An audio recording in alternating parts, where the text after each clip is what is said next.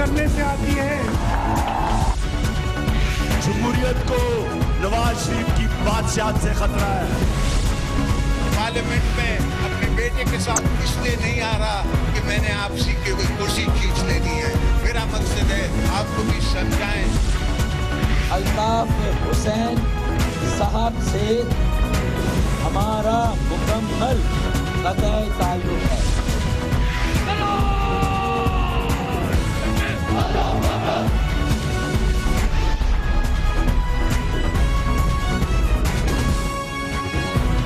आप देख रहे हैं खबरों, तबसरों और तज्जियात पर मबनी पाकिस्तान का सबसे मोतबर न्यूज शो दुनिया, कामरान खान के साथ।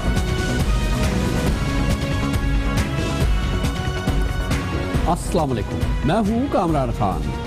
पाकिस्तान में आजकल सुबह शाम एहतसाब की बात हो रही है, अवाम भी इसमें बहुत ज़्यादा इंटरेस्टेड है, मगर इसमें बहुत ही दिलचस्प सिचुएशन है। वो ये कि एहतसाब का सबसे बड़ा अलम उठाया है पाकिस्तान की बड़ी सियासी जमात, इख्तिलाफ की बड़ी सियासी जमात तहरीक इंसाफ ने। दूसरी जानिब पाकिस्तान पीपल्स पार्टी भी एहतसाब की बात कर रही है, मगर बहुत ही दिलचस्प अमर यह है कि दोनों अपोजिशन की दोनों पार्टियों ने अपने अपने सूबे में तकरीबन एहतसाबी निज़ाम को मुंजमद कर दिया है। और ये कैफियत कल बहुत ज़्यादा नुमाया हुई जब पीपल्स पार्टी की हुकूमत ने कल सिंध असेंबली में अपनी अक्सरियत की बुनियाद पर नैब कवानीन को ख़त्म करने का बिल मंजूर कर लिया और नैब के दायरा इख्तियार को सिंध हुकूमत से निकाल बाहर किया। ये एक बहुत ही संगीन डेवलपमेंट है जो कि सामने आई है, क्योंकि सिंध हुकूमत में करप्शन के रोज़ाना स्कैंडल सामने आते हैं। नैब इस सिलसिले में बड़ा मुस्तैद किरदार अदा कर रही थी, लेकिन कल ये एक जमहूरी और पीपल्स पार्टी ने वो अमल किया है जिससे कि ख़ास तौर पर सूबे सिंध में एहतसाबी निज़ाम या इंसदाद रिश्वत सितानी के निज़ाम को एक बड़ी जख्म पहुँचेगी। दूसरी जानिब दिलचस्प बात यह है कि खैबर पख्तूनख्वा में तहरीक इंसाफ की हुकूमत ने पिछले साल आईनी तब्दीली करके इस निज़ाम के हवाले से एक बड़ी डेवलपमेंट की थी और सूबाई जो एहतसाब कमीशन का जो एक ढांचा उसने पहले बनाया था उसको गैर मुअस्सर कर दिया था, खुद अपने बनाए हुए ढांचे को ख़त्म कर दिया था। इसका नतीजा ये निकला है इन दोनों हिज़्ब इख्तिलाफ की जमातें और जहाँ पर इनकी हुकूमत है KPK और सिंध के हवाले से दिलचस्प बात यह है कि कल जब यहाँ पे नैब को मुकम्मल तौर पे गैर मौसर करने का कदम उठा रही थी हुकूमत सिंध, तो वो कहती ये थी कि उसने ये इंस्पिरेशन ली है। उसके लिए सबसे अहम मिसाल जो है वो सूबा खैबर पख्तूनख्वा है, जहाँ पे ये अमल पहले पाकिस्तान तहरीक इंसाफ की हुकूमत ने किया है और इसको बाकायदा कल सिंध असेंबली के फ्लोर पर एक मिसाल के तौर पे एडवोकेट जनरल सिंध ज़मीर घुमरो ने पेश किया। 2016 में ये काम KP सूबे में हुआ। खैबर पख्तूनख्वा सूबे ने क्या किया सर कि उनकी असेंबली ने खैबर पख्तूनख्वा एहतसाब एक्ट को इनेक्ट किया 2016 में। सिर्फ उन्होंने नए लॉ को रिपील नहीं किया, उन्होंने वही काम किया जो this assembly is going to do it today, कि उन्होंने अपना लॉ लाया और jurisdiction of the NAB was restricted. वो उसको रिपील सिर्फ नहीं किया, सूबे के अवाम पर 2 लॉज इम्पोज नहीं किया जा सकता, ये कॉन्स्टिट्यूशन की संगीन वायोलेशन है। और इसकी मिसाल ये है कि खैबर पख्तूनख्वा की असेंबली ने पिछले साल 4 फरवरी को एहतसाब कमीशन के कानून में मुबैना मनपसंद तरामीम की थी, जिसके एक हफ्ते के बाद एहतसाब कमीशन के साबिक DG lieutenant general retired Hamid Khan ने इस्तीफा दिया था।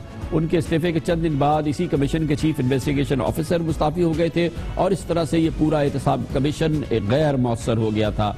गो कि ये इस हवाले से तहरीक इंसाफ के चेयरमैन इमरान खान ये दावा करते रहे थे कि तब्दीली खैबर पख्तूनख्वा में आएगी और वहाँ पर एहतसाब का ऐसा मिसाली निज़ाम मुतारिफ कराया जाएगा जो पूरे पाकिस्तान के लिए नमूना होगा, और ये वादा बुरी तरह से नाकाम हुआ है। हमारा नैब आज़ाद है, वो किसी में इम्तियाज नहीं करेगा, किसी को बचाएगा नहीं। जो हमारी नैब होगी वो बिल्कुल फर्क नहीं करेगी किसी में, ऑपोजिशन में, गवर्नमेंट में, और हम बिल्कुल इंटरफेयर नहीं करेंगे। तहरीक इंसाफ का एहतसाब का इदारा बनने वाला, जो हमारा एहतसाब का इदारा होगा वो सारे पाकिस्तान के लिए मिसाल होगा। KP में पहली दफ़ा एक आज़ाद एहतसाब बनाने की कोशिश की गई। जो अब हम एहतसाब बनाएंगे, आपको जो DG एहतसाब लेके आएंगे, जो कमीशन बनाएंगे, इंशाल्लाह वो गलतियों से सीख के आएगी। एक ज़बरदस्त किस्म का एहतसाब एक्ट आप लेके आए हैं जो पहले से भी ज़्यादा मजबूत है। हमारा एहतसाब आज़ाद है, किसी को जवाबदेह नहीं है اور یہی ہے انصاف. جس طرح پختونخوا کا احتساب کو چلنا چاہیے تھا, مجھے افسوس سے کہنا پڑتا ہے کہ ہم کامیاب نہیں ہوئے, کامیاب نہیں ہوئے. اور اس نظام کے حوالے سے, احتسابی نظام کے حوالے سے کسی اور کی کرٹیسزم تو آپ چھوڑ دیں, خود پی ٹی آئی کے رہنماؤں نے اس احتساب قانون کو آڑے ہاتھ لیا تھا. احتساب کمیشن جو ہے یا اینٹی کرپشن کا جو ہے, اس کا جو عمل جو ہے بہت سلو ہے.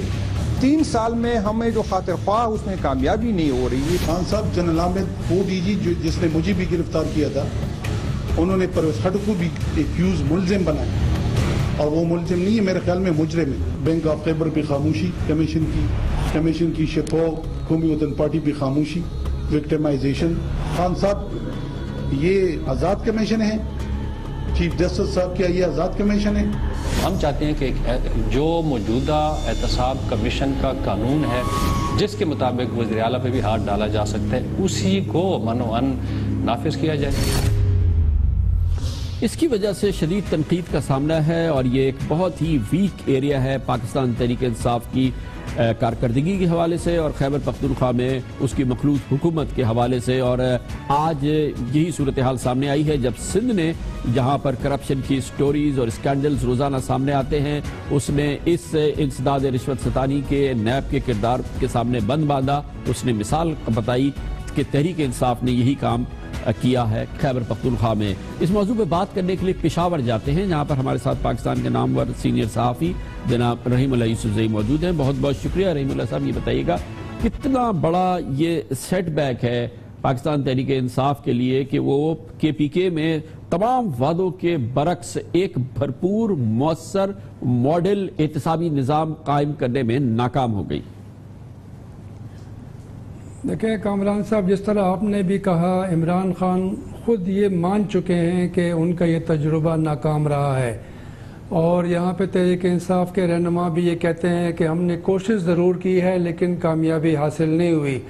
2 سال اور 8 مہینے ہو گئے کہ یہ خیبر پختونخوا احتساب کمیشن بنا تھا, اور بڑی چاہت سے اور بڑے دعووں سے اس کو بنایا گیا. یہ ان کا احتساب کا اپنا ایک نظام تھا. ان کا یہ دعویٰ تھا کہ نیب جو ہے وہ صحیح کام نہیں کر رہا, ہمارا احتساب کمیشن بڑا اچھا کام کرے گا.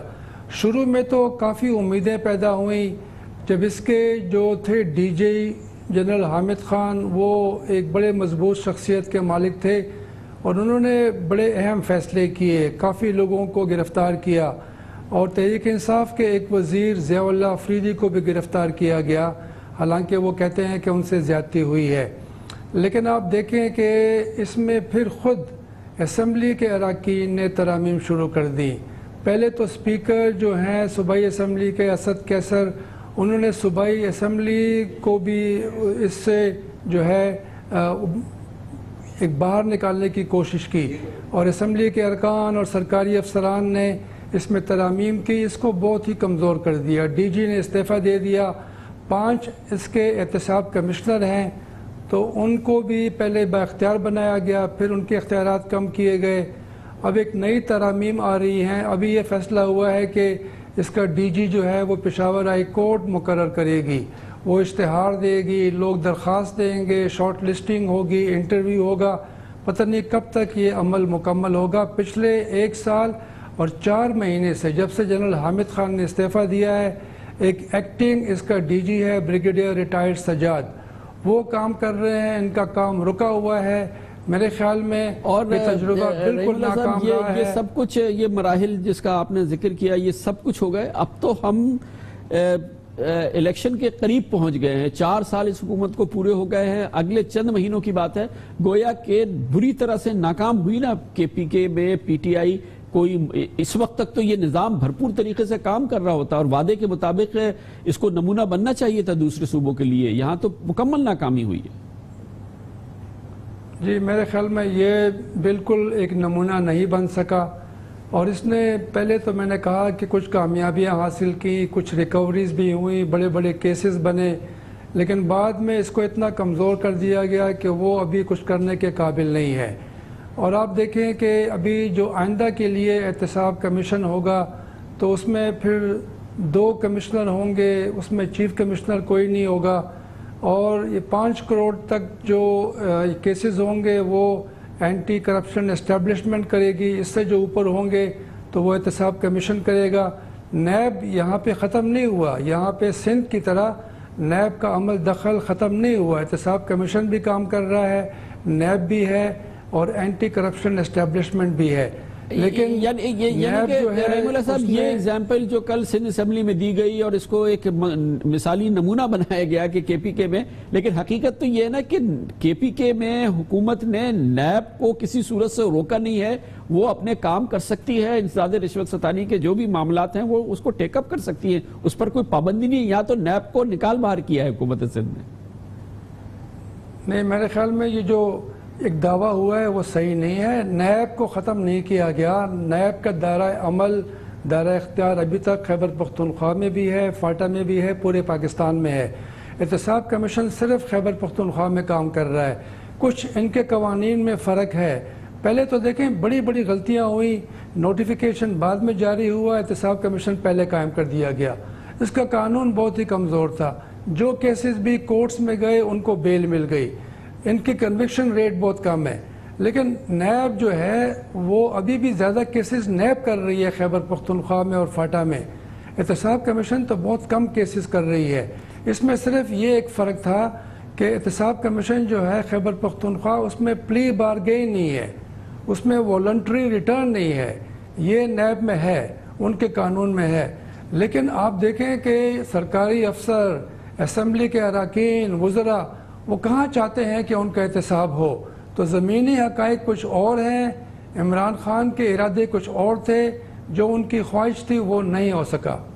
بہت بہت شکریہ جناب رحیم اللہ یوسف زئی ہمارے ساتھ تھے. ایک بہت امپورٹنٹ بات ہے, ایک بار پھر حکومت سندھ کی یہ بات سامنے آئی ہے. انہوں نے کہا کہ کل جو وہ نظام لائے جس میں انہوں نے نیب کو حکومت سندھ کے معاملات سے نکال باہر کیا اور اپنا بھی کوئی سسٹم نہیں لائے. انہوں نے کہا کہ ایسا تو کے پی کے کی حکومت بھی کر چکی ہے. کے پی کے اپنا ایک احتسابی نظام لائی تھی اور وہ احتسابی نظام فیل ہوا یا سٹرگل کرتا رہا, لیکن اس نے نیب کو کبھی نہیں روکا تھا کہ وہ اپنا کام کرے. نیب کا دائرہ اختیار پاکستان کے دوسرے صوبوں کی طرح سے کے پی کے میں برختیار ہے. اور رحیم اللہ یوسف زئی سے بتا رہے تھے کہ اب بھی وہاں اینٹی کرپشن کے حوالے سے بڑی کارروائیاں نیب ہی کر رہی ہے.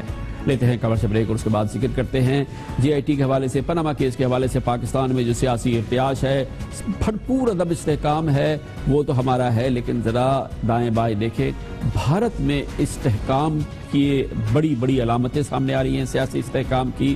ایسا لگتا ہے کہ بھارتی معیشت فراٹے بھر رہی ہے اور اسی دوران بھارت کے وزیر اعظم نریندر مودی بڑی بڑی اسٹریٹجک موو کر رہے ہیں. آج تاریخ میں پہلی بار بھارت کا وزیر اعظم اسرائیل پہنچا ہے جہاں پر اس کا پرتپاک استقبال ہوا ہے. اس سے پہلے امریکہ نے ایسا لگا کہ بھارت کو اپنے سر کا تاج بنا لیا, اس کی ہر کہی ہوئی بات کو مان لیا تھا. یہ بہت اہم ڈیولپمنٹ ہو رہی ہے ہمارے اس خطے میں, اس کی بات کرتے ہیں چھوٹے سے وقفے کے بعد. جکڑ میں ہیں اور اس نے تمام ایشوز کو اوور شیڈو کر کے رکھا ہے, لیکن ہمارے خطے میں ایسا نہیں ہے. بھارت اس حوالے سے تیزی سے اندرونی طور پہ معاشی اصلاحات لا رہا ہے. وزیر اعظم نریندر مودی معاشی حوالے سے بھارت میں انیشیٹوز مسلسل اناؤنس کر رہے اور پھر بیرونی سطح پر انتہائی متحرک نظر آتے ہیں. بھارت کی سفارتکاری اس وقت تیزی سے آگے بڑھ رہی ہے. پاکستان اپنے مسائل میں, اندرونی مسائل میں الجھا ہوا ہے. دوسری جانب آج بھارتی وزیر اعظم نریندر مودی پہلی بار تاریخ میں اسرائیل کے دورے پہ پہنچنے والے بھارت کے پہلے وزیر اعظم پہنچے. یہ کسی بھی بھارتی وزیر اعظم کا پہلا دورہ اسرائیل ہے اور جہاں پر آپ نے دیکھا کہ کس انداز سے اسرائیلی وزیر اعظم نیتن یاہو اور ان کی کابینہ کے اراکین اور اسرائیل کی 50 اہم ترین شخصیات نے ان کا بھرپور استقبال کیا. نیتن یاہو نے ان کو اس طرح سے گلے لگایا جیسے کہ وہ ان کے کوئی انتہائی قریبی دوست اور قریبی ساتھی ہیں. اور اسرائیل اور بھارت کے درمیان تعلقات کے حوالے سے ایک نئی ڈیولپمنٹ ہوئی ہے جس میں خاص طور پہ اس بات کا ذکر کیا گیا ہے کہ اسرائیل اور بھارت اپنے دفاعی تعلقات کو بھی آگے بڑھائیں گے اور انسداد دہشت گردی کے حوالے سے بھی ایک دوسرے کی مدد کریں گے. انٹیلیجنس امور کے حوالے سے اطلاعات کے مطابق بھارت کی خفیہ ایجنسی را اور اسرائیل کی خفیہ ایجنسی موساد کے درمیان بھی نئے معاہدات کی اطلاعات ہیں، نئی انڈرسٹینڈنگ کی اطلاعات ہیں جو سامنے آ رہی ہیں۔ یہ بہت اہم معاملات ہیں جو ہمارے خطے میں ہو رہے ہیں، اس لیے ہمارے فیصلہ سازوں کو دائیں بائیں دیکھنے کی بھی ضرورت ہے۔ اسی حوالے سے بات بہت اہم ہے کہ اسرائیل پہنچنے سے کچھ روز قبل بھارت کے وزیر اعظم نریندر مودی امریکہ میں تھے۔ امریکہ میں بھی انہوں نے وہ تمام معاملات جو بھارت کے لیے اہم تھے وہ منوائے۔ امریکہ کے صدر ڈونلڈ ٹرمپ نے ان کو سیدھے سے لگایا، اور ان کے لیے جو سب سے اہم جو خواہش تھی کہ بھارت کی خواہش کے کشمیری حریت پسند رہنما سید صلاح الدین کو امریکہ اپنا دہشت گرد قرار دے دے، وہ پلک جھپکتے امریکہ نے ان کی بات منظور کر لی۔ اسی لیے نریندر مودی نے کہا کہ ہم بھرپور پارٹنر بن گئے ہیں۔ دونوں دیشوں میں encourage productivity, growth, job creation اور بریک تھرو ٹیکنالوجیز پر اسٹرانگ انگیجمنٹ ہماری کوآپریشن میں تथा संबंधों के मोमेंटम को स्ट्रांग ड्राइवर्स रहेंगे। भारत के सामाजिक आर्थिक बदलाव के लिए हमारे फ्लैगशिप प्रोग्राम में हम अमेरिका को प्रमुख पार्टनर मानते हैं। ट्रेड, कॉमर्स और निवेश लिंक्स का भरपूर विकास हमारे प्रयासों की साझी प्राथमिकता होगी। ایک جانب نریندر مودی واشنگٹن سے لے کے تل ابیب تک بہت متحرک نظر آ رہے ہیں، دوسری جانب اندرونی مسائل پہ بھی ان کی نگاہ ہے۔ جمعے اور ہفتے کی شب بھارت نے قدم اٹھایا، 70 سال میں پہلی بار انتہائی وسیع پیمانے پر ٹیکس اصلاحات نافذ کر دی اور پورے بھارت میں یکساں جنرل سیلز ٹیکس کا نفاذ کر دیا۔ بھارت کے وزیر اعظم نریندر مودی نے ماہرین کہتے ہیں، بین الاقوامی جرائد کہتے ہیں کہ ان اصلاحات سے بھارت کو صرف ایشیا کی نقل و حمل کی مد میں سالانہ 2300 کروڑ روپے کا فائدہ ہوگا۔ یہ بہت بڑا قدم ہے جو کہ بھارت میں بھارتی وزیر اعظم نریندر مودی نے اٹھایا ہے۔ ہمارے ہاں یہ کلیدی اقدامات کرنے کی شدید ضرورت ہے، مگر ہمارے ہاں فیصلہ سازوں کو اس وقت فی الحال وہ جکڑ میں ہے، گرفت میں ہیں پاناما کیس کی اور جے آئی ٹی معاملات کی، اور اس حوالے سے جو میڈیا کوریج ہو رہی ہے اس حوالے سے اب بھارت میں کیا ہو رہا ہے یہ آپ سن لیں نریندر مودی سے۔ G S T new India کی ایک ٹیکس ویوستھا ہے، G S T digital Bharat کی ٹیکس ویوستھا ہے، جی ایس ٹی صرف ایز آف ڈوئنگ بزنس نہیں ہے، G S T way of doing business کی بھی ایک دشا دے رہا ہے۔ جی ایس ٹی صرف ایک ٹیکس ریفارم نہیں ہے لیکن وہ آرتھک ریفارم کا بھی ایک اہم قدم ہے۔ قانون بھلے کہتا ہو کہ گوڈز اینڈ سروس ٹیکس، لیکن حقیقت میں یہ گڈ اینڈ سمپل ٹیکس ہے اور اس کے بھرپور اثرات ہوں گے بھارت کے استحکام میں اور معاشی ترقی میں۔ ان تمام معاملات گورنمنٹ سے بریک اس کے بعد ذکر کرتے ہیں۔ یورپ اور خاص طور پہ برطانیہ میں نسلی تعصب بڑھ رہا ہے۔ حالیہ دہشت گردی کے واقعات کے بعد مسلمان عدم تحفظ کا شکار ہے، مگر حکومتیں کسی صورت میں بھی اس نسلی تعصب پر ہوا نہیں دے رہی، اس پہ پانی ڈالنے کی کوشش کر رہی ہیں۔ مسلمان بھی عدم تشدد کے پیغام کو آگے پھیلا رہے ہیں۔ اس کی بات کرتے ہیں چھوٹے سے وقت کے بعد۔ پچھلے کچھ مہینوں سے برطانیہ میں یورپ میں جو دہشت گردی کے واقعات ہوئے ہیں اس کے بعد نسلی تعصب کی واقعات میں اضافہ ہو رہا ہے۔ نسلی تعصب کے اثر میں تشدد کے واقعات میں بھی اضافہ سامنے آیا ہے اور خاص طور پہ اس کا شکار فرانس ہوا ہے اور برطانیہ میں بھی اس قسم کے واقعات ہوئے ہیں۔ برطانیہ جہاں پر عام طور پہ عدم تشدد کا ماحول نظر آتا ہے اور خاص طور پہ برطانیہ میں اس حوالے سے بہت زیادہ ٹالرنس ہے جو نظر آتا تھا، لیکن وہاں پر بھی حالات خراب ہو رہے ہیں اور اٹیکس ہوئے ہیں، جس میں خاص طور پہ ایسا حملہ ہوا ہے جس میں ایک پاکستانی نژاد مسلمان کو نشانہ بنایا گیا، اس کے چہرے پہ تیزاب پھینکا گیا۔ برطانوی میڈیا میں جمیل مختار آئے اور انہوں نے اپنی رپتا سنائی۔ I genuinely think it's something to do. It's definitely a hate crime. I believe it's something to do with Islamophobia. Maybe I don't know if people are trying to retaliate.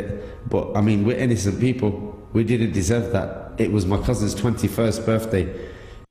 And all I want to say is, it's dangerous. Like, it's dangerous for everybody out there, not just Muslims. Everybody. It's like, look, we have this problem with London Bridge, Westminster Bridge, and this problem at Finsbury Park Mosque, and now there's this acid attacks going on. I mean, me and my cousin, I mean, I haven't done anything to anybody, nor is my cousin. We're not terrorists. I mean, why? This guy tried to kill us. I'm lucky I'm alive. London میں London کے ہر دل عزیز mayor Sadiq Khan Pakistani نژاد صادق خان کا کہنا ہے کہ اس میں کوئی شک نہیں ہے کہ نسلی تعصب کے واقعات میں اضافہ ہوا ہے، لیکن وہ بار بار یہ بات زور دے کے کہہ رہے ہیں کہ دہشت گردی کا کوئی مذہب نہیں ہوتا۔ ہاں تھوڑی سی انکریز ہوئی ہے اسلاموفوبک اٹیکس میں، مگر صرف اسلاموفوبک اٹیکس میں نہیں، اینٹی سیمیٹک اٹیکس میں بھی انکریز ہوئی ہے، other forms of hate crime بھی انکریز ہوئے ہیں۔ Terrorism has no religion and terrorism is terrorism. آپ فنسبری پارک دیکھیں، وہ بھی ٹیررسٹ اٹیک تھی، لندن برج بھی ٹیررسٹ اٹیک تھی۔ پر سب سے امپورٹنٹ چیز یہ ہے کہ جو ہمارے جو ینگسٹرز ہیں ہم ان کو اس طرح کے اسلام سکھائیں۔ ہمارے جو ینگسٹرز ہیں جو بھی ان کی فیتھ ہے ہم ان کو سکھائیں کہ ایکچولی nobody hates you. برطانیہ میں موجودہ صورتحال کے حوالے سے بات کرتے ہیں، اس کے لیے ہمارے ساتھ موجود ہیں برطانیہ میں ہمارے نمائندہ خصوصی اظہر جاوید۔ اظہر بتائیے گا کیا صورتحال ہے اس وقت نفرت کی بنیاد پر جو کیس ہو رہے ہیں نسلی نفرت کے حوالے سے، کیا اسٹیٹس ہے اس وقت؟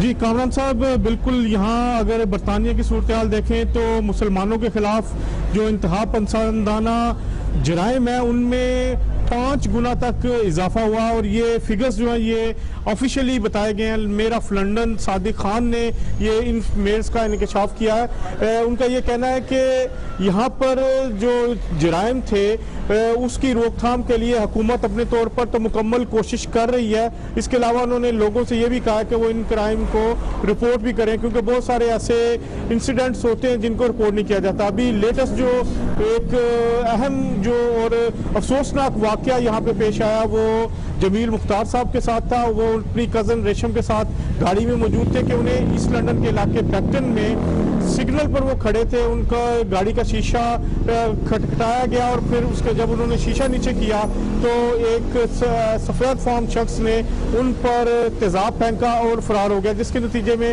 جمیل مختار کافی شدید زخمی اور ان کی کزن بھی کافی شدید زخمی ہوئے۔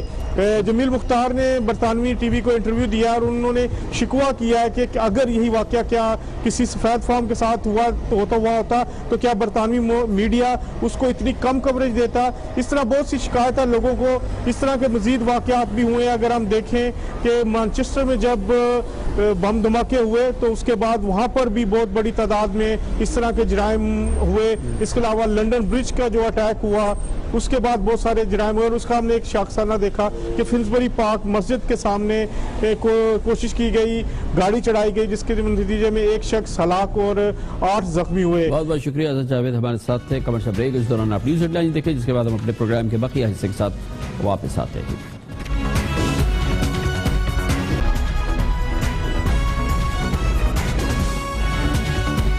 آپ دیکھ رہے ہیں خبروں، تبصروں اور تجزیات پر مبنی پاکستان کا سب سے معتبر نیوز شو دنیا، کامران خان کے ساتھ۔ 10 جولائی بروز پیر بہت ہی دلچسپ دن ہوگا پاکستان کے موجودہ سیاسی ماحول کے لحاظ سے۔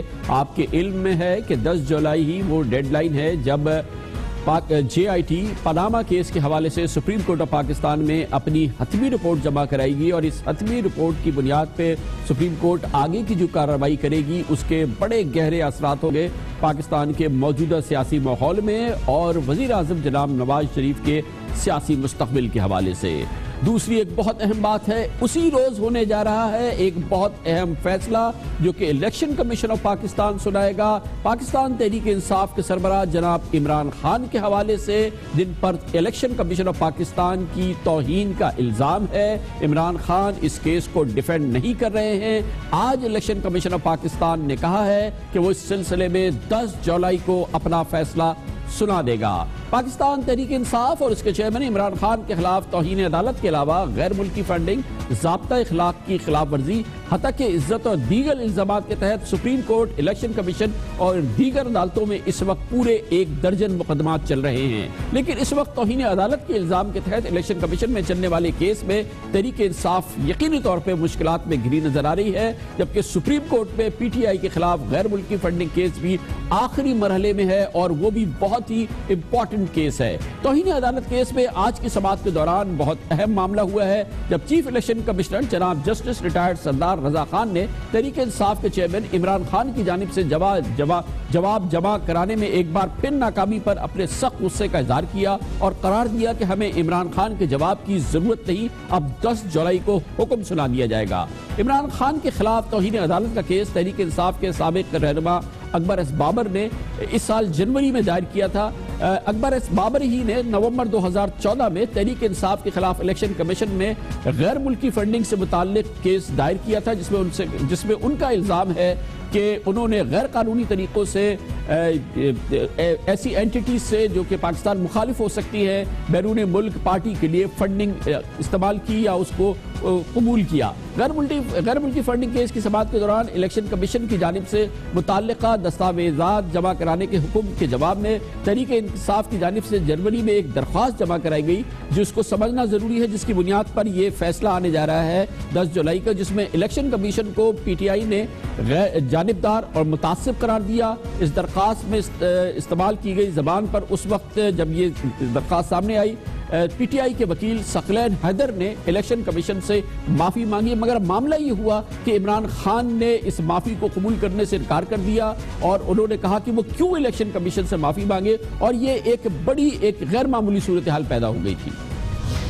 نہ میں نے کوئی اپالوجی دی ہے، نہ مجھے پتا ہے کہ وکیلوں نے کیا اپالوجی دی۔ کیس کیا ہے؟ پی ٹی آئی کا کیس ہے، میں نے اپالوجیز کیوں دینی ہے؟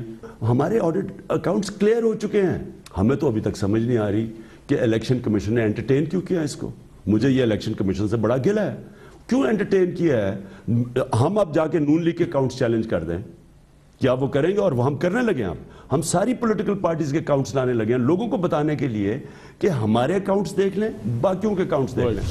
اس میں بہت اہم معاملہ ہے کہ اسی کیس میں الیکشن کمیشن میں سماعت کے دوران تحریک انصاف اب تک 5 بار اپنے وکیل بدل چکی ہے، جبکہ نومبر 2015 میں اسلام آباد ہائی کورٹ میں اس نے پٹیشن دائر کی تھی کہ الیکشن کمیشن کو مالی معاملات کا انویسٹیگیشن کا اختیار نہیں ہے اور اسے سماعت سے روکا جائے۔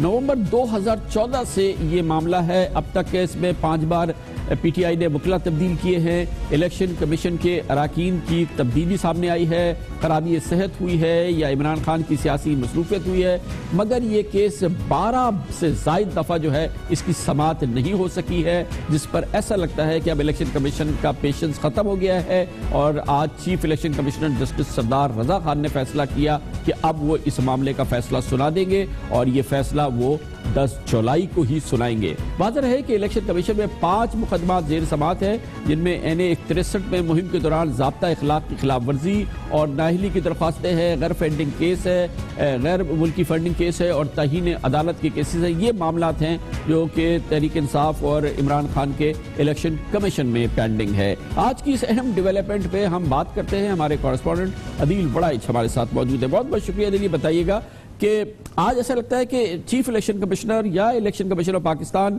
اس کا پیشنس ختم ہو گیا، کیونکہ آج شاید انہوں نے آخری ٹائم کہا تھا عمران خان سے کہ وہ آئیں اور جواب دیں، لیکن آج شاید ان کے وکیل کی جانب سے کہا گیا کہ آج عمران خان چترال میں ہیں، وہ جواب نہیں دے سکتے۔ لگتا یہ ہے کہ پیشنس ختم ہو گیا ہے الیکشن کمیشن کا۔ جی کامران صاحب، بالکل 12 سماعتیں ہو چکی ہیں ابھی تک اس کیس کی۔ 9 جنوری کو یہ معاملہ شروع ہوا تھا جب عمران خان صاحب کی ایما پر مبینہ طور پر ان کی ایما پر ایک توہین آمیز ریویو درخواست دائر کی گئی تھی، جس میں الیکشن کمیشن پر تعصب کا الزام لگایا گیا تھا۔ اس کے بعد اس کی تقریباً 1 درجن کے قریب سماعتیں ہو چکی ہیں اور ہر سماعت میں الیکشن کمیشن یہی کہتا رہا ہے کہ عمران خان صاحب جو ہیں اس کیس میں جواب دائر کریں۔ ایک جواب مئی میں دائر بھی کیا گیا تھا، لیکن اس میں یہ کہا گیا تھا بجائے معافی مانگنے کے یہ کہا گیا تھا کہ ہم نے تو کوئی توہین عدالت کی ہی نہیں ہے، کوئی توہین کی ہی نہیں ہے الیکشن کمیشن کی۔ ہمارے وکیل ثقلین حیدر نے جو درخواست دائر کی تھی وہ درخواست تو واپس لے لی گئی، جس پر الیکشن کمیشن نے اسے مسترد کر دیا تھا اور یہ کہا تھا کہ دوبارہ جواب دائر کیا جائے۔ تو ہر سماعت پر الیکشن کمیشن میں یہی کہا جاتا ہے کہ کبھی وکیل اویلیبل نہیں ہے، کبھی عمران خان صاحب اسلام آباد میں اویلیبل نہیں ہیں، کبھی وکیل تبدیل کر دیا جاتا ہے۔ انور منصور صاحب سے لے کر اب بابر اوان صاحب تک 5 وکیل تبدیل ہو چکے ہیں۔ اس میں فواد چودھری صاحب بھی ہیں، شاہد گوندل صاحب بھی ہیں، ثقلین حیدر صاحب بھی ہیں۔ تو ہر وکیل جو ہے مختلف ڈھیلے بہانے الیکشن کمیشن میں۔ بتائیے گا کہ کیا معلومات ہے اس کیس میں جو فیصلہ آتا ہے، اگر وہ عمران خان کے خلاف فیصلہ آتا ہے تو سزا کیا ہے اس معاملے کی؟ جی الیکشن کمیشن کامران صاحب یہ کہتا ہے کہ الیکشن کمیشن کے پاس جوڈیشل پاورز ہیں، عوامی نمائندگی ایکٹ کے تحت بھی اور جو توہین عدالت کا جو قانون ہے اس کے تحت بھی اگر یہ چیزیں اسٹیبلش ہو جاتی ہیں تو اس میں سزا دی جا سکتی ہے۔ اس میں یہ بھی کہا جا سکتا ہے کہ آپ نے ادارے کی توہین کی ہے، آپ رکن قومی اسمبلی رہنے کے قابل نہیں ہیں، کیونکہ جو 62 اور 63 کے تحت سزائیں دینے کا اختیار ہے وہ بھی آ جا کر تمام اداروں سے ہوتا ہوا جو سزاؤں کے آپشن ہیں اس میں ایک سزا یہ بھی ہے کہ الیکشن کمیشن آف پاکستان 10 جولائی کو عمران خان کو ڈسکوالیفائی بھی کر سکتی ہے، مطلب آپشنز میں یہ آپشن شامل ہے۔ کامران صاحب اس جو ڈسکوالیفیکیشن کے کیسز ہوتے ہیں اس میں پہلے اسٹیبلش ہونا ضروری ہوتا ہے کہ اس نے عدالت کی توہین کی ہے، جو کہ آئین کے آرٹیکل 63 میں لکھا بھی ہے کہ جو عدالت کی توہین کرنے والا، تضحیق کرنے والا جو شخص ہے وہ رکن قومی اسمبلی رہنے کا اہل نہیں ہے۔ جب اگر یہ اسٹیبلش ہو جاتا ہے، الیکشن کمیشن اپنے پہلے فیصلے میں اسٹیبلش کر دیتا ہے کہ عمران خان صاحب نے توہین کی ہے، تو اس کے بعد ہمارے ذرائع یہ کہتے ہیں کہ الیکشن کمیشن کے پاس یہ اختیار ہے کہ وہ اپنے عدالتی پاور جو ہیں اسے استعمال کرتے ہوئے ڈسکوالیفیکیشن کی جانب بھی جا سکتا ہے۔ بہت شکریہ عادل بڑائش ہمارے ساتھ موجود تھے۔ صرف الیکشن کمیشن کا معاملہ نہیں ہے، یہ 5 کیسز الیکشن کمیشن کے ہی نہیں ہیں، اس کے علاوہ پاکستان تحریک انصاف اور عمران خان کے خلاف بہت اہم معاملہ ہے جو کہ سپریم کورٹ آف پاکستان میں زیر سماعت ہے، اور اس سلسلے میں کافی تیزی سے سماعت ہو چکی ہے، اور سپریم کورٹ آف پاکستان بھی ایسا لگتا یہ ہے کہ ان معاملات میں اپنے فیصلے کے نزدیک ہے۔ اس میں ایک معاملہ جو تھا وہ عمران خان کے بنی گالہ کے گھر کے حوالے سے ہے، منی ٹریل کے حوالے سے، جس میں کہ اب یہ بات سامنے آ چکی ہے۔ ہمیں نہیں پتا کہ یہ دستاویزات سپریم کورٹ میں جمع ہوئی ہیں نہیں، کہ جمائمہ خان کے پاس اب وہ دستاویزات ہیں، بینکنگ ڈاکیومنٹس ان کے پاس آ گئے ہیں جس سے وہ منی ٹریل ثابت کریں گی، اور وہ بتائیں گی کہ رقم جو تھی بنی گالہ کا گھر خریدنے کے لیے دراصل انہوں نے دی تھی، اور اس کے لیے وہ دستاویزات سامنے آنے والے ہیں۔ اور اس حوالے سے بہت اہم معاملہ ہے سپریم کورٹ آف پاکستان میں، جہاں پر اس بات کی بھی سماعت ہو رہی ہے کہ پی ٹی آئی نے بیرون ملک جو فنڈنگ حاصل کی وہ غیر قانونی ذرائع سے حاصل کی، اور ایسی شخصیات سے حاصل کی جو کہ پاکستان کے قانون کے لحاظ سے یہ فنڈنگز نہیں کر سکتے تھے، اور تحریک انصاف نے مبینہ طور پہ قوانین کی خلاف ورزی کی ہے، اور اس حوالے سے بھی یہ معاملہ سپریم کورٹ آف پاکستان میں ہے، جس نے اب اس سلسلے میں کافی سماعت کر لی ہے، اور ہمیں لگتا یہ ہے کہ یہ فیصلہ بھی بہت زیادہ دور نہیں ہے، مگر اس کی مزید معلومات حاصل کرتے ہیں، اور اس کے لیے اسلام آباد جائیں گے جہاں پر ہمارے کورسپونڈنٹ عمران وسیم ہمارے ساتھ موجود ہیں۔ بہت بہت شکریہ عمران وسیم صاحب۔ یہ بتائیے گا جو عمران خان کے حوالے سے، پی ٹی آئی کے حوالے سے سپریم کورٹ آف پاکستان میں کیسز زیر سماعت ہیں، غیر ملکی فنڈنگ، منی ٹریل کے حوالے سے، یہ کیس اس وقت کس مرحلے میں ہے؟ کیونکہ اس کی بڑی روزانہ کی بنیاد پہ سماعت چلتی رہی ہے، اور ایسا لگتا تھا کہ بہت سارا فاصلہ جو ہے وہ طے ہو چکا ہے۔ جی بالکل، اگر آپ مجھے سٹیج پوچھتے ہیں کہ یہ کس مرحلے میں داخل ہو چکا ہے تو آخری مراحل میں آپ کہہ سکتے ہیں، کیونکہ انور منصور تحریک انصاف کی فورن فنڈنگ کے حوالے سے اور ممنوعہ فنڈنگ کے حوالے سے اپنے دلائل جو ہیں وہ مکمل کر چکے ہیں، اور جو اکرم شیخ ہیں انہوں نے جواب الجواب میں اپنے دلائل دینے ہیں، اور جو ایک پیشکش کی گئی تھی سپریم کورٹ کی جانب سے کیوں نہ یہ معاملہ الیکشن کمیشن کو بھجوا دیا جائے، ممنوعہ فنڈنگ کا معاملہ، غیر ملکی فنڈنگ کا معاملہ، اور تحریک انصاف نے پہلے اس کے اوپر رضامندی کا اظہار کیا تھا، لیکن بعد میں ایک ٹیکنیکل اعتراض اٹھا کر اس پیشکش کو مسترد کر دیا تھا، تو سپریم کورٹ نے یہ رولنگ دے دی تھی کہ ٹھیک ہے، اگر تمام جو فریقین ہیں وہ متفق نہیں ہوتے تو دونوں جو فریقین ہیں ان کو میرٹ پر سن لیتے ہیں، ان کے آرگومنٹ سن کر عدالت جو ہے اس کے اوپر فیصلہ کر دیتی ہے۔ تو گویا اب عدالت جو ہے وہ فیصلے کے قریب ہے، جس فیصلے کے نتیجے میں عمران خان کی ڈسکوالیفیکیشن کا فیصلہ ہوگا نا، کہ ان کو ڈسکوالیفائی کرنا ہے یا نہیں کرنا ہے، اس کو مسترد کی جاتی ہے درخواست یا اس کو تسلیم کر لیا جاتا ہے۔ جی بالکل، معاملہ جو ہے وہ اپنی آخری مراحل میں ہی ہے۔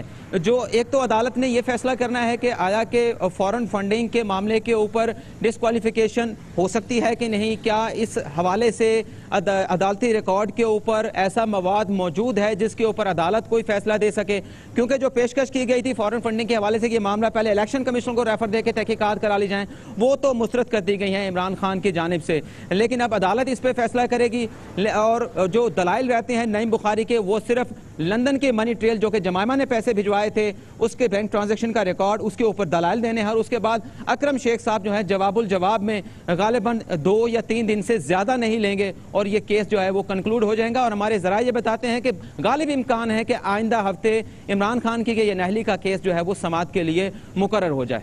بہت بہت شکریہ. گویا کہ عین امکان یہ ہے کہ 10 جولائی کے بعد سے، پیر کے بعد سے، یہ معاملہ بھی سپریم کورٹ آف پاکستان میں اپنے فیصلے کی جانب گامزن ہو جائے. گویا کہ بہت اہم ہفتہ ہے 10 جولائی کے بعد سے، جو یہ کچھ دن ہوں گے جس میں کہ عمران خان کے حوالے سے بھی فیصلہ ہوگا. سپریم کورٹ آف پاکستان بھی کرے گی اور 10 جولائی کو الیکشن کمیشن آف پاکستان بھی فیصلہ کرنے جا رہی ہے. کمر سے بریک اور اس کے بعد ذکر کرتے ہیں ایک بار پھر جے آئی ٹی کے، جہاں پر آج حسین نواز شریف چھٹی بار پیش ہوئے ہیں.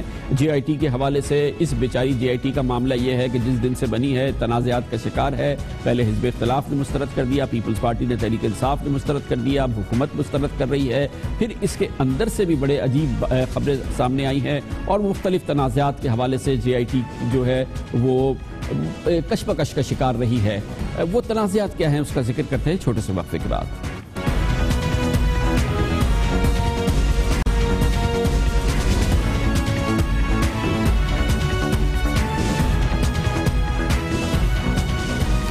Welcome back.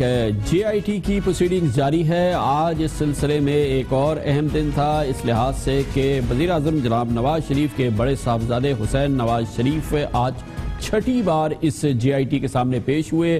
بعض اندازوں کے مطابق اب تک کل ملا کے وہ 24 گھنٹے اس جے آئی ٹی کی حوالے سے جوڈیشل اکیڈمی میں موجود رہے ہیں. آج تقریباً 24 گھنٹے ان کے پورے ہو گئے ہیں. جناب حسین نواز شریف سے پہلے کل ان کے چھوٹے بھائی حسن نواز شریف تیسری بار اس جے آئی ٹی کے سامنے پیش ہوئے تھے اور کل ان کی ہمشیرہ محترمہ مریم نواز شریف جے آئی ٹی کے سامنے پیش ہوں گے. وزیر اعظم جناب نواز شریف بھی اس جے آئی ٹی کے سامنے پیش ہو چکے ہیں. کل ایک اور اہم ڈیولپمنٹ میں جے آئی ٹی نے طلب کیا ہے نیب کے چیئرمین جناب چودھری قمر زمان کو، جو کل جے آئی ٹی میں پیش ہوں گے. اس حوالے سے آج ایک اہم بات ہے کہ جے آئی ٹی کے 2 اراکین آج کے اجلاس میں شریک نہیں تھے، جس کے حوالے سے آج سارا دن میڈیا میں یہ غلط خبر چلتی رہی کہ وہ دراصل دوحہ میں ہیں اور قطری شہزادے کا بیان ریکارڈ کر رہے ہیں. اب سے تھوڑی دیر قبل یہ خبریں بہرحال آنے شروع ہوئی کہ وہ دوحہ میں نہیں بلکہ دبئی میں ہیں.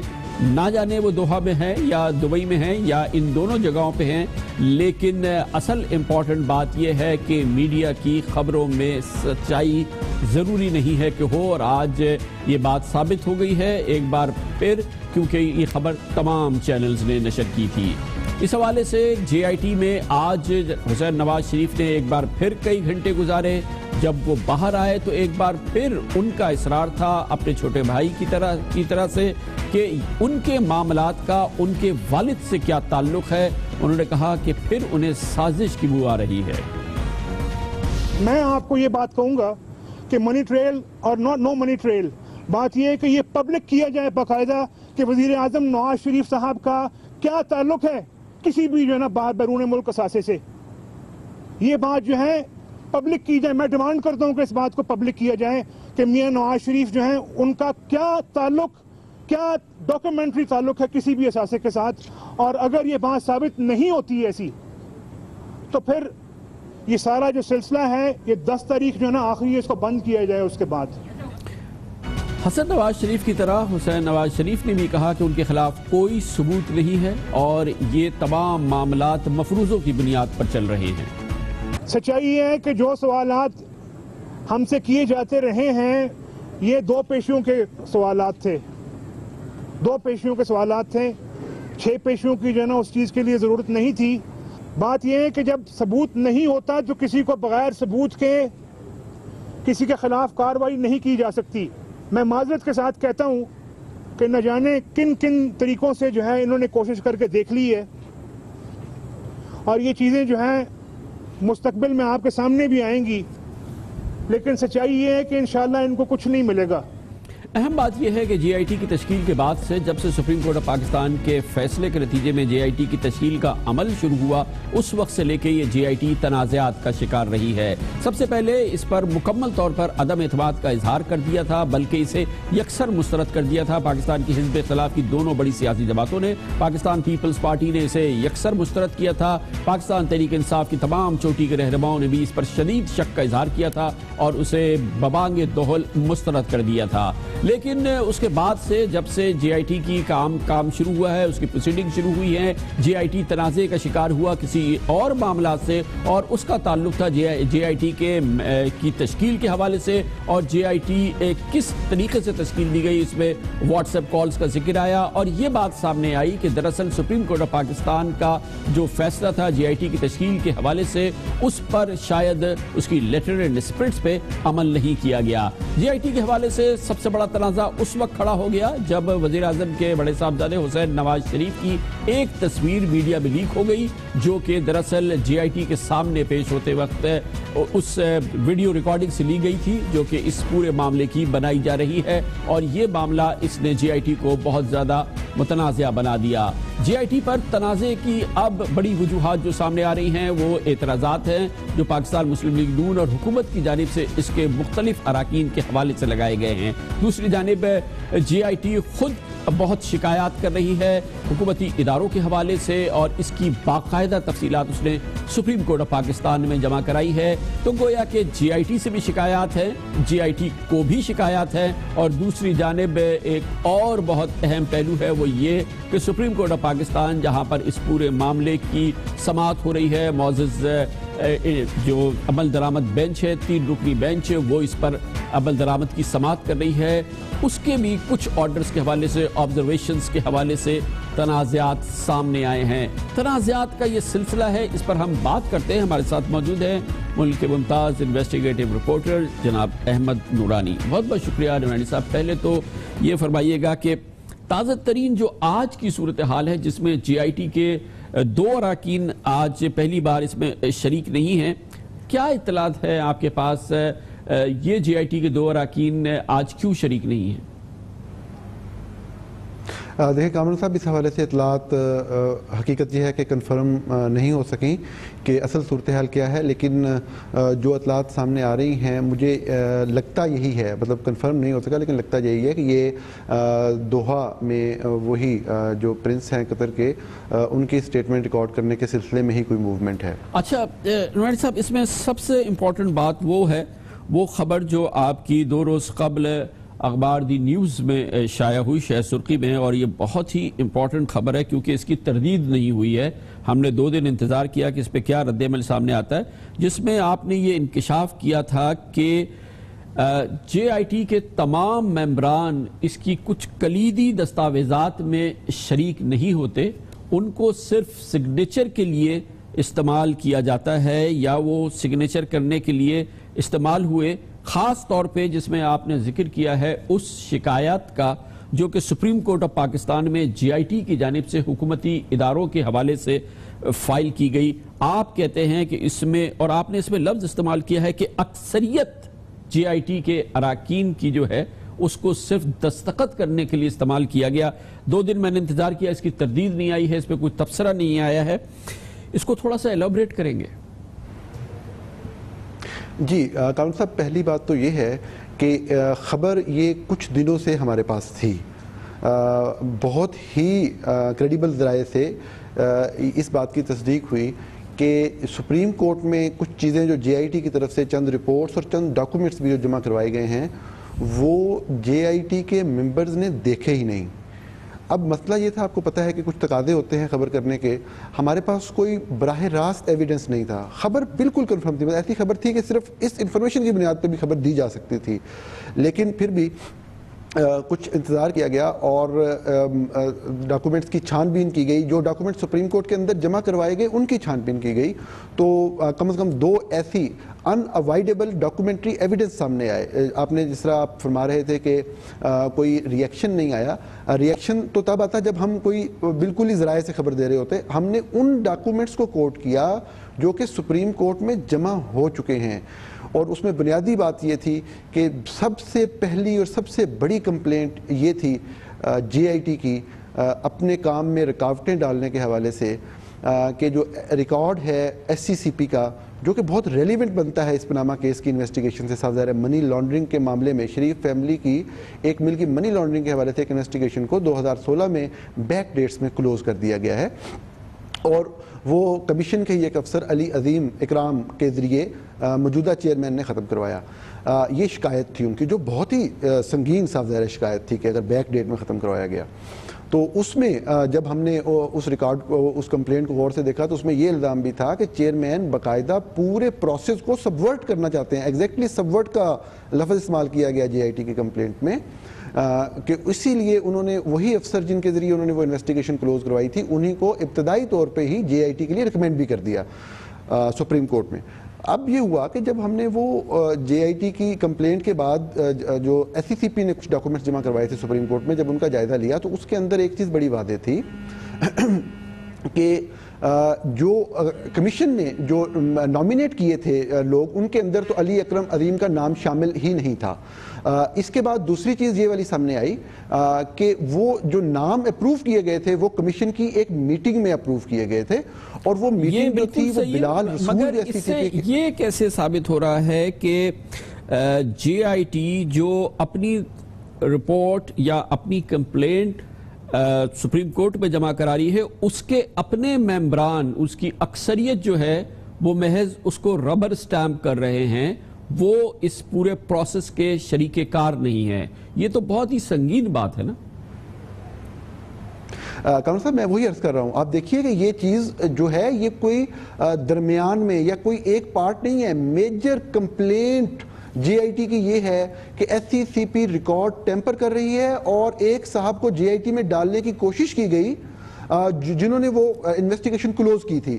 ریکارڈ ثابت کرتا ہے کہ ان کو کبھی ریکمینڈ ہی نہیں کیا گیا ابتدائی طور پہ، بعد کا معاملہ ہے وہ جو ابتدائی طور پہ ریکمینڈ نہیں کیا گیا، وہ کرنے والے بلال رسول صاحب وہ منٹس تیار کرنے والے ہیں جنہوں نے سائن کیے ہیں، وہ جو لسٹ سپریم کورٹ گئی ہے وہ انہوں نے تیار کی ہے منٹس آف میٹنگ اس کے، ان کو پتا تھا کہ یہ صاحب کبھی ریکمینڈ نہیں ہوئے ابتدائی طور پہ، تو وہ یہ بات پہلے صفحے پہ ہے جے آئی ٹی کمپلینٹ کے، اور اس سے پہلے جو 2016 میں انویسٹیگیشن بند کرنے والی بات تھی وہ بھی غلط تھی، اس کے اندر انہوں نے اس کو اگر پڑھا ہوتا وہ کبھی بھی سائن نہ کرتے۔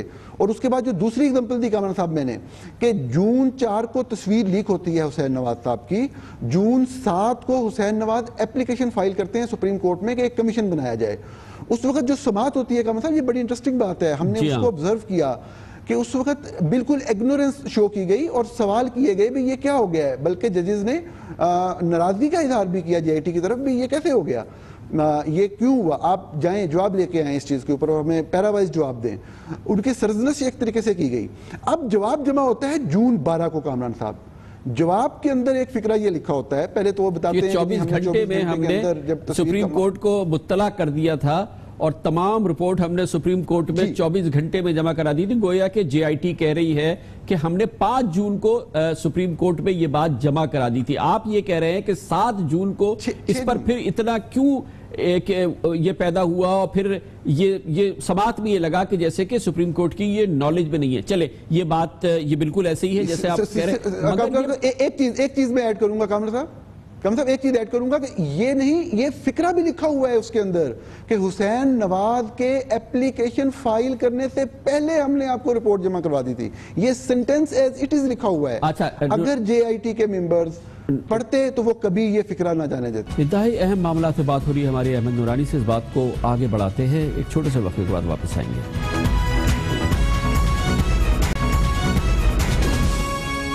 پاناما کیس کے حوالے سے حکومتی اداروں کا رویہ، جے آئی ٹی کے حوالے سے تنازعات، سپریم کورٹ آف پاکستان کی بینچ کے حوالے سے جو سوالات اٹھائے جا رہے ہیں، ان تمام انتہائی اہم معاملات پہ بات ہو رہی ہے۔ ہمارے ساتھ ہیں ممتاز انویسٹیگیٹو جرنلسٹ احمد نورانی۔ جی احمد نورانی صاحب، یہ جے آئی ٹی تو اپنے طور پہ لکھ رہی ہے کہ ہم نے آپ کو 5 جون کو یہ جمع کرا دیا تھا، تو اس میں یہ کیسے ثابت ہو رہا ہے کہ جے آئی ٹی تو سچ لکھ رہی ہے، اس نے کہا ہم نے 5 جون کو سپریم کورٹ میں جمع کرا دی، اس فقرے سے یہ کہاں ظاہر ہو رہا ہے کہ کہ جے آئی ٹی کے تمام اراکین نے اس کو پڑھا نہیں ہے. وہ تو دستخط، وہ تو بڑا سچائی سے کام لے رہے ہیں، وہ تو سپریم کورٹ کو ایک طرح سے بیک فٹ پہ لا رہے ہیں کہ ہم نے تو آپ کو 5 کو بتا دی تھی، آپ 7 تاریخ کو ہم سے اس پہ پوچھ گچھ کر رہے ہیں. جی کامران صاحب، اس میں سمجھنے کی بات یہ ہے کہ جتنی بھی ہیئرنگ جے آئی ٹی کی فارمیشن کے بعد جتنی بھی ہیئرنگز ہوئیں، جے آئی ٹی کے 6 ارکان سپریم کورٹ میں موجود ہوتے تھے، وہ ججز کے سوالوں کا جواب دیتے تھے.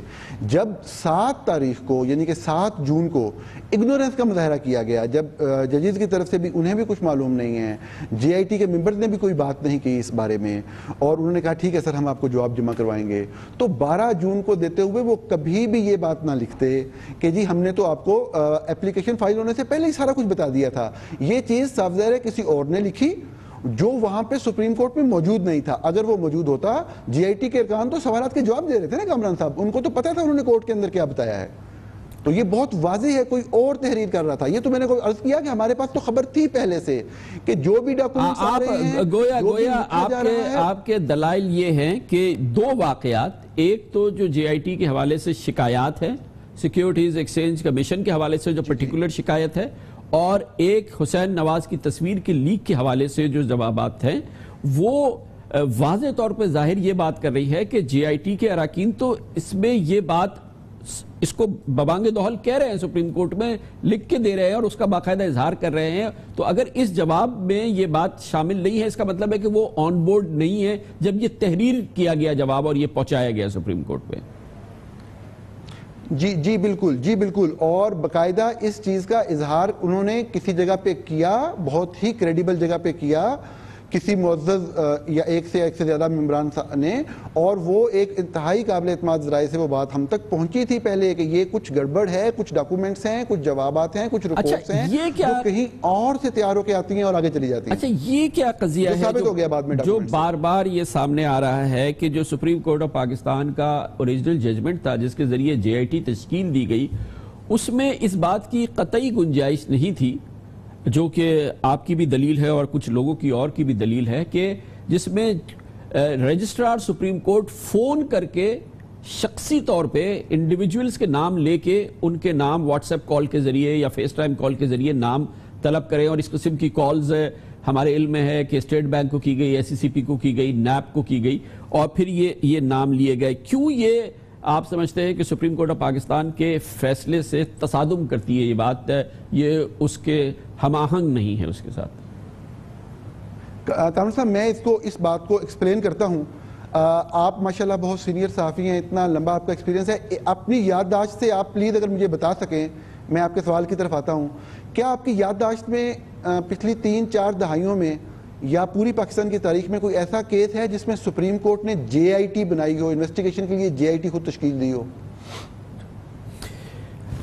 یہ ہے پوائنٹ obviously، مگر اس پہ کہا جا رہا ہے کہ یہ جے آئی ٹی کمیشن ہے اور commission supreme Court of Pakistan بناتا رہتا ہے، اور اس پہ جو وکلا ہیں وہ مختلف اس پہ آرگومنٹ دے رہے ہیں. ایک اور بھی ایک ایلیمنٹ سامنے آیا، وہ کیپٹن صفدر نے جو باہر نکل کے بات کی ہے، پتہ نہیں اس میں کتنی صداقت ہے، کہ وہ کہہ رہے تھے کہ سوالات جو تھے وہ جے آئی ٹی کو باہر سے آ رہے تھے، مگر جے آئی ٹی کو تو اس بات کا اختیار ہے کہ انہیں کوئی اسسٹ کرے، انہیں کوئی بھی کسی قسم کی بھی اسسٹنس کہیں سے بھی ہو. سپریم کورٹ نے تو اس کو باقاعدہ اختیار دیا ہے جے آئی ٹی کو.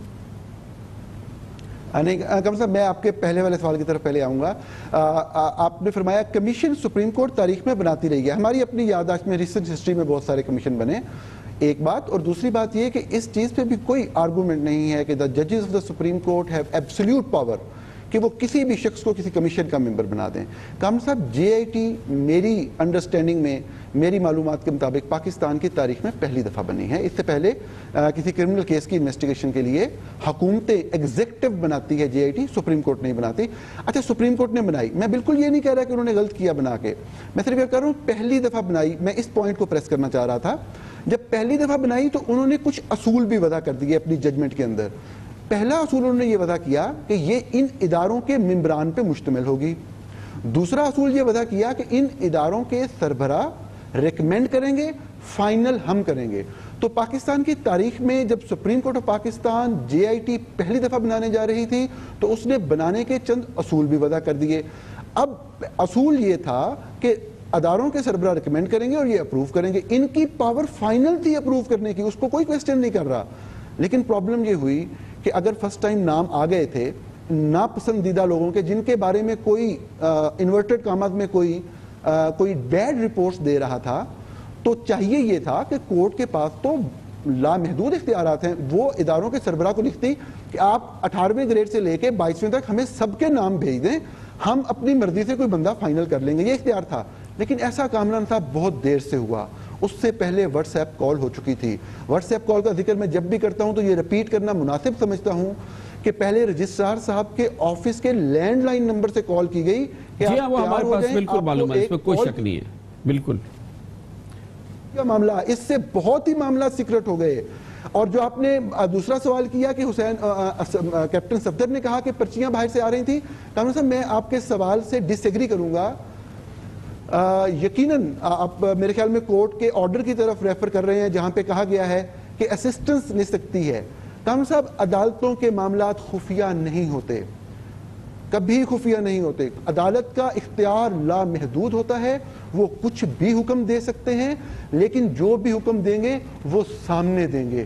بیک ڈورز میں سیکرٹ معاملات, جو بھی اسسٹ کر رہا ہے اس کے بارے میں پریس ریلیز جاری ہو, آرڈر جاری ہو, لوگوں کا رائٹ ہے جاننا, سب کو پتا ہو. اس طرح سے معاملات ٹرانسپیرنٹ ہوتے ہیں. اچھا نورانی صاحب, ایک اور امپورٹنٹ چیز ہے, وہ آپ اپنی معلومات سے بتائیے. بار بار یہ بات سامنے آ رہی ہے تصویر کا, حسین نواز شریف کی تصویر کی لیک کی بات بار بار Supreme Court of Pakistan attorney general سے کہہ رہی ہے کہ آپ بتائیے کہ ہم اس حوالے سے جو رپورٹ ہمارے پاس ہے وہ ہم جاری کر دیں یا جاری نہ کر دیں. اور اٹارنی جنرل کسی مقمصے کی وجہ سے کسی بنیاد پر یہ جواب نہیں دے رہے اور اس کی اجازت نہیں دے رہے حکومت کی طرف سے کہ یہ جاری کر دی جائے. یہ بار بار یہ بات سامنے آ رہی ہے کہ یہ رپورٹ ہم جاری کر دیں, تو وہ کیا رپورٹ ہے؟ کیونکہ ایک بات تو سامنے آ چکی ہے کہ وہ کہہ رہے ہیں کہ فلاں کسی ادارے کے کسی شخص نے کوئی ایسا کیا تھا تو ہم نے اس کو اس کے ادارے میں واپس بھیج دیا جہاں پہ اس ادارے نے اس کے خلاف کارروائی کر لی. لیکن سپریم کورٹ کے اس آبزرویشن سے بار بار ایسا لگ رہا ہے کہ سپریم کورٹ کے پاس اس سلسلے میں اسپیسیفکس جمع کرا دیے گئے. کامران صاحب میری معلومات انتہائی ادب کے ساتھ ذرا مختلف ہیں. میری معلومات وہی ہیں کہ 4 یا 5 جون کو جب معاملہ سامنے آیا 24 گھنٹے میں انویسٹیگیشن کر کے ایک کانفیڈینشیل رپورٹ ججز کو جمع کروائی گئی جو صرف فار دا پیروزل آف ججز, صرف ججز اس کو دیکھ سکتے تھے. اور اس کے بعد 7 تاریخ کو وہی والا واقعہ ہوا جو میں نے آپ کو بتایا, اور پھر جواب طلب کیا گیا. 12 جون کو جواب آ گیا جس کے اندر وہ انیشیلی جمع کرائی جانے والی رپورٹ کا ذکر تھا جس کی طرف آپ اشارہ کر رہے ہیں. کامران صاحب وہ رپورٹ کے بارے میں نے ایک خبر فائل کی جو کہ 29 جون کو چھپی, اور وہ میرے ذرائع کی خبر تھی, اور اب تک اس کی بھی کوئی تردید نہیں آئی کہ وہ رپورٹ جو صرف ججز کے لیے تھی اس کے اندر بھی نہ تو اس شخص کا نام ہے نہ اس شخص کے ادارے کا نام ہے. ججز بالکل نہیں کہہ رہے اٹارنی جنرل سے کہ آپ پوچھیں یہ کریں نہ کریں. اٹارنی جنرل کو کوئی اعتراض نہیں ہے, انہوں نے کورٹ کے اندر کہا میں موجود تھا کہ آپ کریں, لیکن انہوں نے جو اعتراض کیا اٹارنی جنرل نے, آپ اس کو پڑھ سکتے ہیں. 20 تاریخ کا واقعہ ہے اور 21 جون کو رپورٹنگ ہوئی. اس کی پاکستان کے تمام اخبارات میں سیم رپورٹنگ ہوئی ہے. میں نے اس کو گو تھرو بھی کیا. یہی جو آپ سوال کر رہے ہیں, بعض لوگ اس کو کنفیوز کر رہے تھے. اٹارنی جنرل کا ایک فقرہ پاکستان کے تمام اخبارات نے رپورٹ کیا ہے کہ سر وہ رپورٹ پبلک کرنے سے کیا فائدہ ہوگا, اس کے اندر بھی اس لیک کرنے والے کا نام اور اس کے ادارے کا نام شامل نہیں ہے. لیکن میں کامران صاحب ایڈ کروں گا ایک بڑی خطرناک بات. اٹارنی جنرل تو بار بار کہہ رہے ہیں کہ اس رپورٹ کو لیک کیا جائے اس بندے کے نام اور اس کے ادارے کے نام کے ساتھ. کامران صاحب ایک سوال میں لازمی آپ کے سامنے ہائی لائٹ کرنا چاہوں گا کہ عدلیہ, سپریم کورٹ آف پاکستان, یہ ججز جو ہمارے لیے انتہائی قابل احترام ہیں, بہت سے لوگ کہہ رہے ہیں اور ججز نے خود بھی آبزرویشن دی, یہ تو معمولی سا معاملہ ہے, تصویر لیک ہو گئی, آپ کو کیا ہو گیا. یہ معاملہ واقعی ہی معمولی سا ہوگا, اس کو بڑا بنایا جا رہا ہے. کون بنا رہے ہیں؟ جو رستہ روک رہے ہیں اس ڈسکلوجر کا, اس ریویلیشن کا, اس شخص کا نام کیا تھا اور وہ کس ادارے سے بلونگ کرتا تھا. بار بار کی التجا کے باوجود ججز نے یہ حکم نہیں دیا جی آئی ٹی کو. کس وجہ سے میں نہیں جانتا کیا وجہ ہے کہ آپ اگر بندے کا نام نہیں تو اس کے ادارے کا نام ہی ڈسکلوز کر دیں, کیونکہ بندے کے بارے میں کہا گیا کہ اگر اس کا نام ڈسکلوز کر دیا گیا تو اس کو سیکورٹی کو تھریٹ ہوگا. تو ادارے کا نام, تو کامران صاحب میں انتہائی ادب سے کروں گا گزارش کہ ایک دباؤ ہے اور بڑا واضح ہے کہ سپریم کورٹ یہ حکم نہیں دے پا رہی جے آئی ٹی کو, اور جے آئی ٹی پتہ نہیں کس وجہ سے اتنی طاقتور ہے کہ آپ اس بندے کے ادارے کا نام تو بتا دیں, معاملہ ختم ہو جائے گا. بہت چھوٹا سا معاملہ ہے نا, آپ خود کہہ رہے ہیں بہت چھوٹا سا معاملہ ہے, اس بندے کے ادارے کا نام بتا دیں. جب دباؤ کی یہ صورت ہو کہ تصویر لیک کرنے والے بندے یا اس کے ادارے کا نام بتاتے ہوئے پرابلمز ہو رہی ہیں, دباؤ ہے, تو پھر انصاف کیا ہوگا, فیصلہ کیا آئے گا؟ میری سمجھ سے بہرحال بات آتا رہا یہ سب بات. بہت بہت شکریہ جناب احمد نورانی ہمارے ساتھ تھے. خبر سے بریک اور اس کے بعد ذکر کرتے ہیں. صورتحال انتہائی کشیدہ ہے, اور اس کشیدہ صورتحال میں زبان پہ قابو ظاہر ہے نہیں ہے. ایک جانب پاکستان مسلم لیگ نون کے لیڈرز ہیں جو کہ میڈیا پر آتے ہیں اور گفتگو کرتے ہیں, ان کی زبان پہ کوئی قابو نہیں ہے. دوسری جانب پاکستان تحریک انصاف کے رہنما ہیں, ان کی زبان پہ بھی قابو نہیں ہے. اور لیکن اب چوٹی کے رہنما بھی لگتا ہے کہ زبانوں پر قابو نہیں ہے. کل اسحاق ڈار صاحب نے اپنی زبان جو استعمال کی اس میں حد کر دی, اس سے پہلے عمران خان نے بھی کوئی کسر نہیں چھوڑی تھی. آپ خود اندازہ لگا سکتے ہیں کہ بدتمیزی کی بھی کوئی حد ہو سکتی ہے. اس میں کون آگے نکل رہا ہے یہ آپ کو دکھائیں گے چھوٹے سے وقت کے بعد.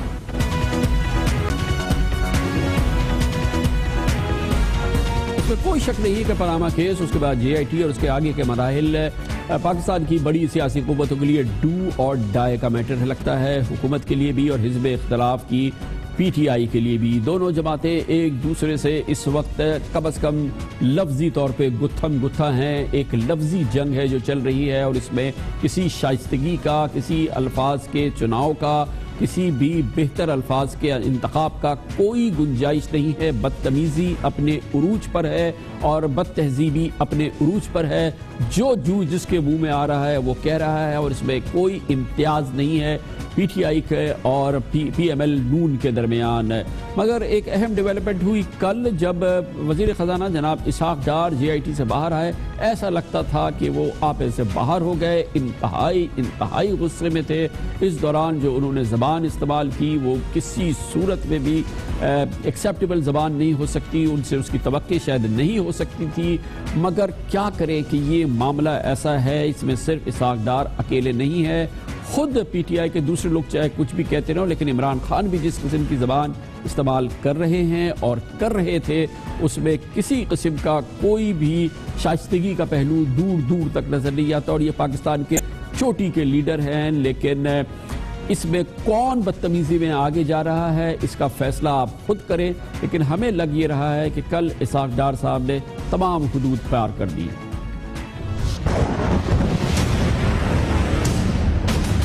عمران خان آپ آج بھی جھوٹے ہیں, آپ آج بھی جاہل ہیں, اب آج بھی جواریے ہیں, اب آج بھی بزدل ہیں, آج آپ بھی ٹیکس چور ہیں.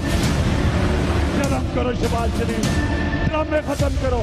یار رائے وڈ نے لوگوں سے پوچھے کس طرح ان فرعونوں نے لوگوں کی زمینیں کس زور سے قبضہ کی. وہ تو اس زمانے میں بھی جب مشرف پیک میں تھا تو ان کی وہ اپنا جوتیاں چاٹتے تھے. وہ چھوٹے بھائی صاحب پیناما ہیٹ اتنی بڑی پہن کے آ گئے جس طرح پتہ نہیں کوئی وہ بیچ ہالیڈے کے اوپر جا رہے ہیں. وائٹ سوٹ پہن لیا, وہ مافیا کا مذاق بنایا ہوا انہوں نے. تمہیں شرم آنی چاہیے جھوٹ کی بنیاد پر سیاست کرتے ہوئے. وہ حسین نواز جس کو ان کی بچہ بیٹھا ہوا چوسنی لے کے, صرف 45 سال اس کی عمر ہے, صرف کوئی 7 بچوں کا باپ ہے, صرف کوئی 3 بیوی ہیں اس کی, لیکن وہ بچہ چوسنی لے کے بیٹھا, بڑا ظلم ہو گیا اس کے اوپر. تم کس منہ سے عمران خان تم 62 کی پٹیشن ڈالتے ہو میاں نواز شریف کے خلاف؟ کیلیفورنیا کا کیس کافی ہے تمہارے لیے. یہ 2 بزدل, یہ پاکستان کے گیدڑ, دونوں گیدڑ شریف کے اوپر مجھے غصہ آیا. یہ کیا ہے؟ Who are you? تمہیں کس نے یہ ناپی دی ہے کہ تم اٹھو اور تم کو اوئے فلاں کے چیئرمین, اوئے فلاں کے چیئرمین, اوئے فلاں کے چیئرمین. میں ان کے اوپر, یہ دونوں بھائیوں کے اوپر لعنت بھیجتا ہوں. اس شریف آدمی نے پاکستان کی یوتھ کا اخلاق جو اس کو فالو کرتے تباہ کر دیا. جتنے بڑے منافق یہ ہیں دونوں بھائی میں کہتا ہوں منافق ہے. شرم کرو خواجہ آصف, تمہاری طرح کے درباریوں کو شرم آنی چاہیے. ڈوب مرو. کوئی ایسا رویہ ہونا چاہیے جو کسی صورت میں بھی ہماری نوجوان نسل یا ہم عام پاکستانی کے لیے قابل قبول ہو, وہ مزید ڈپریشن میں نہ ڈوب جائے. ویسے ہی ڈپریشن کے لیے سامان کم ہے. اس قسم کی گفتگو اور اس قسم کے جب ماحول نظر آتا ہے ٹیلی ویژن پر اور اسکرینز پر, لوگ یقینی طور پہ بہت مزمحل ہو جاتے ہیں. اس کے ساتھ ہی ہمارے آج کے پروگرام کا اختتام ہوتا ہے. کل آپ سے پھر ملاقات ہوگی انشاءاللہ. کل تک کے لیے کامران خان کو اجازت. اللہ حافظ و ناصر.